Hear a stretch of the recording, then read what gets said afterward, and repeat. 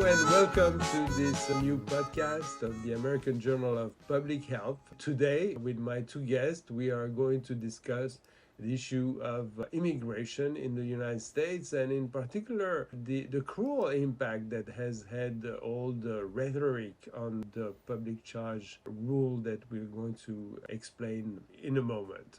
So I have two guests with me today, Dr. Chinua Allen and Dr. Dan Miller. Hello, both of you. And let me start with you, Chinua. So you are at University of Missouri, right? Yes, I'm an assistant professor in health sciences and have been here since 2019. So what has been your interest in immigration policies and its consequences over the last years? Because you published this great editorial reviewing the two articles that we had in the issue. So tell us a little bit about your interest. Yeah, so I started out looking at state policies that restrict rights for immigrants and how they affect healthcare access, and similar kind of to the work that Dan published in this issue. And I have recently shifted to being more interested in state and local policies that expand rights for immigrants and whether those policies can protect immigrant health given the kind of rhetoric and the federal policy over the past, 6 years or so. And so that's what I'm working on now. Thank you, Chinua. So, Dan, you are an associate professor at Boston University School of Social Work. Tell us a little bit more about your responsibilities there and your interest in the domain of immigration. Thank you. Thanks for the opportunity to be here. First off, it's great to be able to join Chinua and to talk about this really important issue. Yes, I'm at the Boston University School of Social Work. I'm an associate professor, also the director of our PhD program there. I am a social policy researcher broadly. I focus on poverty and policy issues, and my predominant area of interest is in the health and well-being of children and families. I think this will probably come up over the course of our conversation, but the health of children and families in this country is inextricably linked to the health of immigrant children and families. And so a lot of my work brings me in close contact with topics like what we're going to talk about today. I do a lot of research on food and nutrition assistance programs, which is what we happen to be looking at as kind of the realized costs of some of these anti-immigrant rhetoric events that have happened recently. Great. Thank you. Thank you both. And since this is a public health podcast, let's first have the magnitude of the problem. What do we know about the number of immigrants that are in the United non-citizens and about their status, whether they are legally in the country or not? Currently, there's about 21 million non-citizens living in the U.S. That includes about 7 million undocumented immigrants. It includes people who have temporary protected status and other humanitarian statuses, as well as people who have legal permanent residence or green card, and those are the folks who are eligible to naturalize. In addition, there are also millions of children who are born in the U.S. who live with immigrant parents, and those children are also, of course, impacted by these policies and this rhetoric. That's very, very important. Actually, we don't count them. So how many people altogether do you think between the parents and the children? It's difficult to say. I think there's about 45 million folks who are born outside of the U.S. So as Chinua said, a lot of those people have naturalized. They're sort of beyond the bounds of what we'll talk about today, which is this public charge policy. But I don't know if there's estimates also of the number of children of immigrants in the country, but it's a lot. Okay. But already 20 million plus children, that is a very high number compared to the 300 and something million people in the country. So it is a real huge problem. I mean, we're not talking about tens of thousands, hundreds of thousands. We're talking about tens of millions of people that are concerned by the question we are talking today. So what is this public charge rule? Yeah, I don't mind taking a quick crack at this. And by the way, as we're talking, it seems like maybe there's about 18 million children of immigrants in the U.S. also now, just to give another round number to the discussion. The public charge rule is a determination that the Department of Homeland Services makes in trying to assess whether when people are applying for citizenship or legal permanent residence, whether they'll be ultimately what's referred to as a public charge, i.e., the determination is whether they'll be reliant on public sources for their livelihood and well-being. And in those cases, there can be a determination against an immigrant who's making an application. And so really the issue, I think this is probably what we'll get to speak to, is the changes or the proposed changes to the public charge rule that have been made over the last handful of years and then codified in law and then subsequently stripped back again, and how damaging some of those changes have been. So, if I understand well, the traditional public charge rule until this new threat appeared, applied to maybe 1% of the immigrant population, and it was for conditions that were relatively rare. But the leak said that if immigrants were poor and wanted to get support for food insecurity, for feeding their children, having health insurance through Medicaid and access to care, then even those basic needs, if they were covered through those public programs, would impact them in their attempt to become a citizen or at least get a green card. This is it.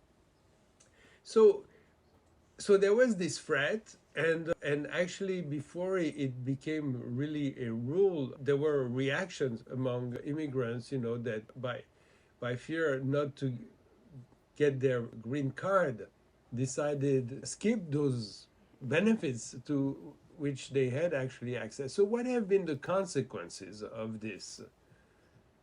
They seem to be really quite profound. Right away, there's, as you point out, response by immigrants' rights groups, activist groups pushing back against this. And there start to media reports and other analyses showing declines in participation.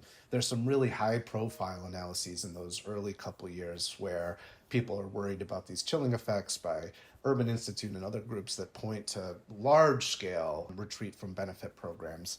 And that's something that we found in our analyses too. We use nationally representative data to sort of look before and after this rule was leaked and after the election happened to see whether there were declines in participation. We look at immigrant households living, and according to what kind of state they live in, whether they're living in states that also have other generous policies, which might make it more possible for immigrants to retreat from those federal benefit programs that they might be worried about as flagging them as a problematic case from the perspective of DHS. But we find really sizable decreases in SNAP participation and school meals programs participation among kids living in these mixed status households where there are immigrant parents and non-immigrant kids, or citizen kids and non-citizen parents.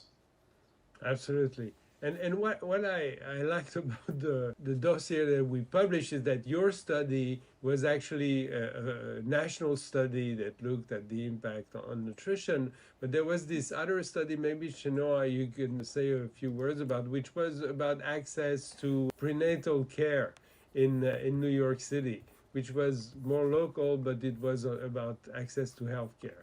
So the other paper by Wang and colleagues looked at paid and prenatal care usage, also looking at 2017 when the rule was leaked. They did find decreases in Medicaid and prenatal care use, and that is very consistent with what others have found since then, as well as what we saw even back in the late 90s when welfare reform and the first public charge rule came about. We saw these similar chilling effects. So this is really consistent findings over the past several decades that when we change eligibility for public benefits or we change the consequences of using public benefits, even people who are not technically covered under the rule retreat from benefit use. So potentially, although we said less than 100,000 or less than a million, immigrants are actually affected by the rule, there are tens of millions of immigrants who might disenroll or choose not to enroll because there's a lot of misinformation about it.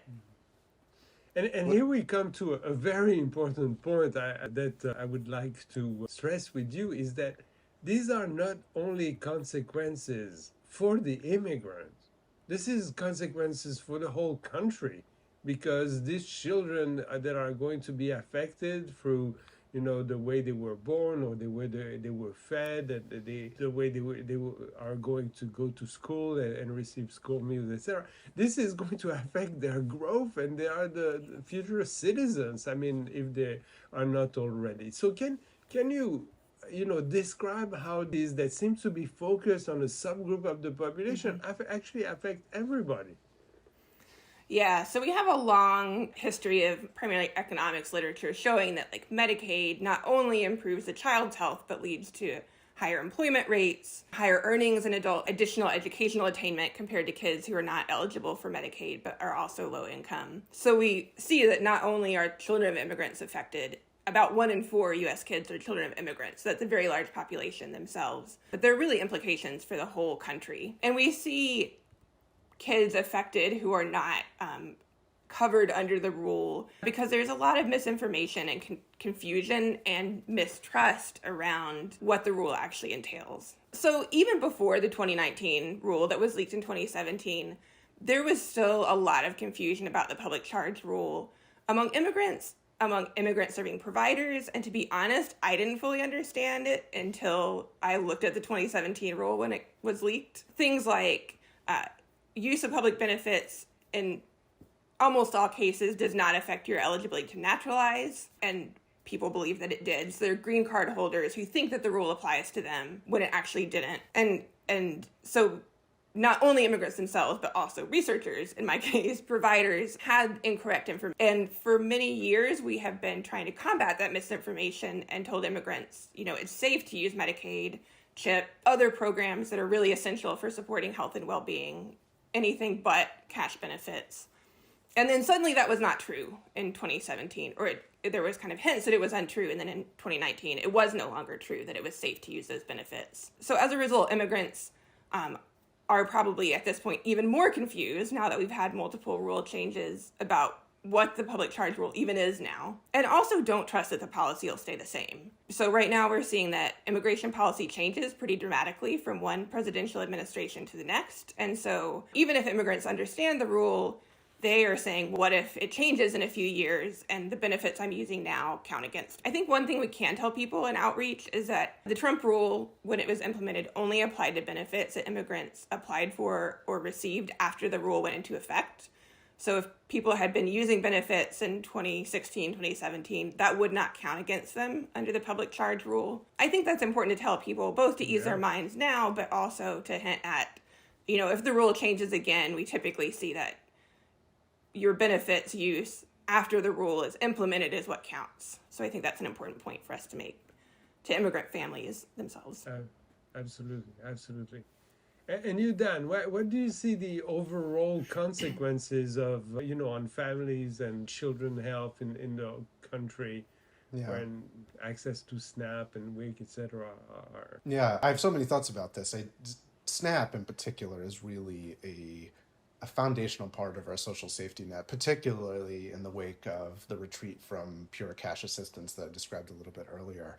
We know from a great deal of research that SNAP is linked to good outcomes for kids and families that extend beyond its ostensible purposes, right, to reduce food insecurity and reduce hunger among families. It has academic benefits for kids. It has health benefits for parents. Any decrease in benefits to which folks are already entitled is frightening from that perspective. From where I sit, it's no longer tenable, I think, to be able to describe the health of immigrant populations separable from the health of the United States, right? The entire growth in the child-based population of the United States in the last 20 years has been comprised of children of immigrants, right? So to your point, we are talking about a group of people directly harmed by the law or the proposed change to a law, despite the fact that they weren't its intended targets, who comprise a substantial part of our population and a growing segment, one that's responsible for arguably a substantial portion of whatever's going to happen to our country in the future. There's a real shame here because at the same time, there's this enduring finding in the literature, in particular in social epidemiology,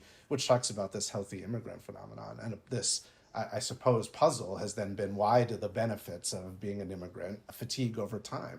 We're answering that question in real life here because we have policies and programs that create the kind of confusion and fear and threats of the public charge rule. It's often said with respect to our former administration. I know this is not a political discussion, but the cruelty was the point. This is the cruelty and the confusion is the point. In the wake of the welfare reform changes that stripped benefits away initially for all immigrants whatsoever, and they were later restored to people who had been living in the country for more than 5 years, there was a tremendous decline in benefit participation, even as Chinua was pointing out, even among people who they were confused, folks were not sure, and it took a really long time in the dedicated work of many years of advocacy and effort to try to reconvince people to come back into public benefit programs. So it's hard to overstate the effects of these policies. We're really eliminating what is already a very paltry benefit for people that could really use it.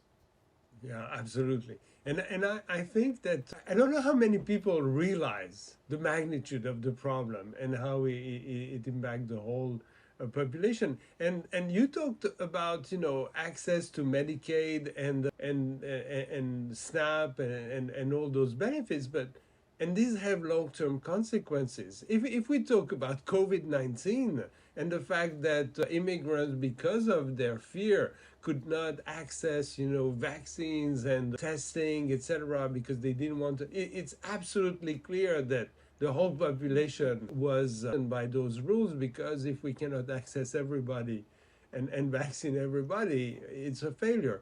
And I want to stress here one thing that I think is very linked to the public health approach, is that all inclusiveness is indispensable for a successful public health approach. And that's why public health is so incompatible with the reactionary, conservative, authoritarian regimes, because they try to exclude from the whole population subgroups based on their, race, ethnicity, whether they are citizen or not, their religion or whatever, But once you have chauvinistic, xenophobic, exclusive policies, you defeat public health. And that's what we see in this case. So let's move to a last point, which is what can we do? What are the next steps now to go beyond this situation in which so many people are defenseless? I will say just really quickly, and I know that this maybe only goes so far as folks are able to take it, but the updated rule, which is now set to go into effect, at the 2019 public charge rule, which reflected a lot of the Trump administration changes, was implemented and then eventually rescinded after not so long. In effect, we have this new rule coming down, which is supposed to be in force in December, in about a month from now. That rule does really tighten up some important things. It makes clear, in the way that Chinua talked about before, that kids are not included. It very specifically spells out which programs can be considered under what circumstances as part of a public charge determination. That's cold comfort, right, to all the people that have already stepped away from these benefit programs. But to the extent that part of the messaging is, look, there are now these clear rules which are going to make it more difficult to change the way the policy is administered in the future, I think that will be helpful, but it's obviously a very technocratic and small step.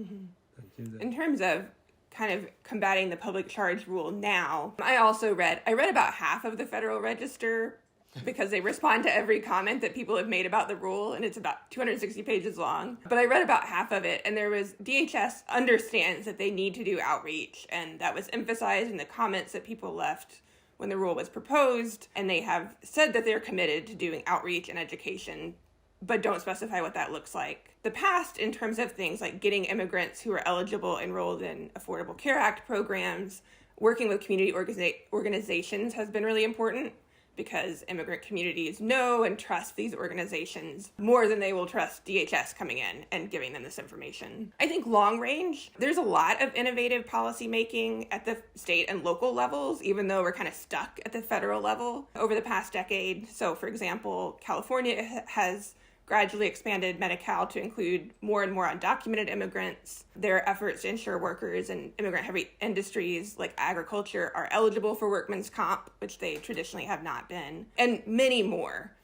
And so, this is where my research interest comes in, that we know that we're stuck at the federal level and things are not going to change anytime soon, probably.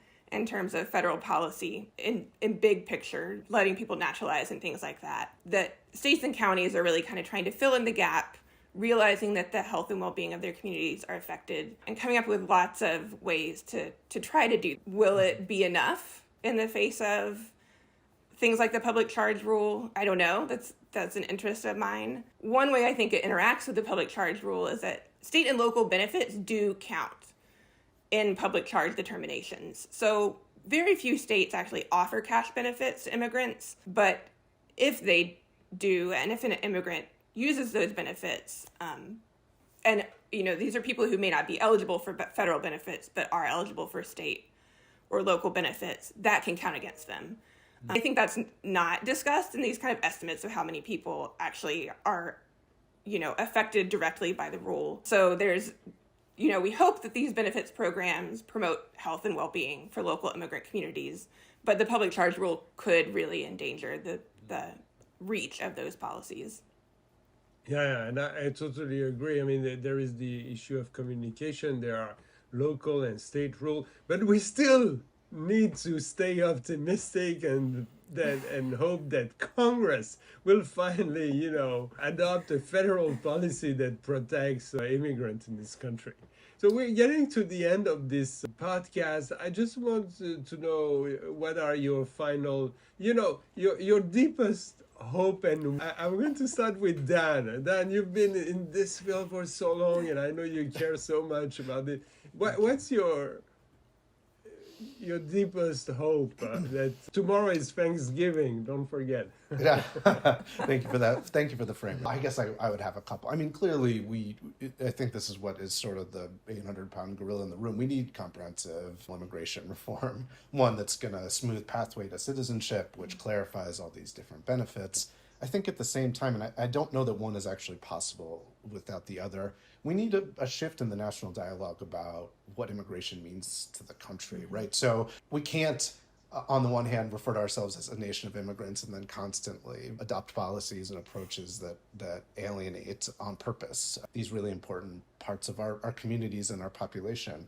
And so much in the same way that the confusion and the chaos were the sort of point of this public charge proposed change, I think we also, because that plays to this narrative of grievance around people and the perceived threat that immigrants pose, which is not realized in any real sense in most circumstances. We need a counter narrative that's going to help reframe what immigration means to the country and the contributions that immigrants make and what it means for us to be a society that can welcome people and provide for them in a way that everybody benefits from, to your point earlier. Yeah, great point. Thank you, Dan. And you, Chinua? Yeah, similarly, I think comprehensive immigration reform is the big goal. Not only legalizing immigrants who are here or providing a path to legalization and citizenship, but also dealing with the fact that people are going to continue to enter the country because in many cases, U.S. policy has affected the economic condition of their countries. And so they're going to continue to enter. And so how can we keep this from being not just clearing a backlog and then starting it again, but reshaping, similar to what Dan said, the way that we handle immigration. So that's like my big goal. I'm also very inspired by the work of local advocates and local policymakers. Even if federal policy, we get what we really dream of, the fact that local policymakers are thinking really creatively about things like how can we make sure that immigrants don't get deported for traffic offenses and things like that, and changing sentencing laws and all of these really cool things. I'm really inspired by the work of local folks doing work on the ground. Thank you both. I mean, you are absolutely terrific. I'm amazed by your enthusiasm and your expertise on these issues. I've learned a lot. I'm sure our readers are going to learn a lot too. Thank you very much for your time, and keep doing what you're doing. That's really great. Thanks for having us. Thank you so much. Bye-bye. Take care. Bye.